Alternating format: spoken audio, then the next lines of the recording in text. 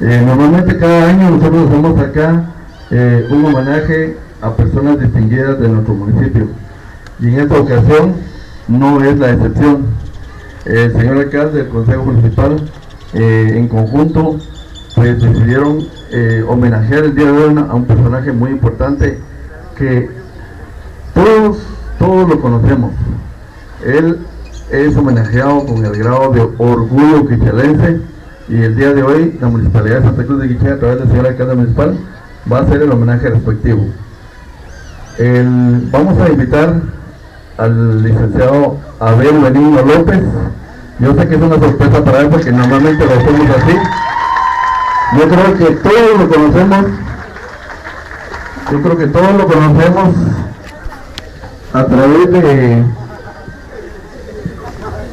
del tiempo que hemos estado estudiando en diferentes, ya sea en el Jiménez, bueno, más en el Jiménez porque más de 40 años de trayectoria como director de ese establecimiento. Entonces se constituye un orgullo quichelense. Por saber cómo le llamamos cariñosamente, queremos hacer entrega a usted de este reconocimiento, el cual dice de la siguiente manera: Municipalidad de Santa Cruz de Quiché otorga el grado de orgullo quichelense a Abel Benigno López Reyes por su entrega y pasión, por su trabajo, ejemplo de perseverancia y entusiasmo en su honorable labor educativa. Sea usted ejemplo para nuestras futuras generaciones y para el magisterio en general. El educador con alegría y pasión, nuestros jóvenes, futuro de nuestro país. Hoy, en el marco de la celebración de nuestro Héroe Nacional Tucumán, honramos su destacada labor y personalidad en la sociedad quichelense. Enhorabuena, felicitación y admiración a su persona, reconocida como un orgullo quichelense. Bueno, reciba esto de la Municipalidad de Santa Cruz de Quiché, del señor alcalde municipal, de la corporación y de los que estamos allá, y lógicamente del pueblo, porque yo creo que todos, más de algunos, han pasado por ese establecimiento que a ustedes le ha dado un prestigio bastante grande.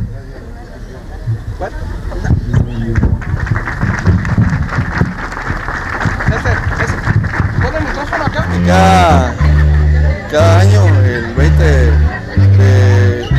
de este mes de febrero, se hace la entrega a un personaje de nuestra localidad, de nuestro municipio.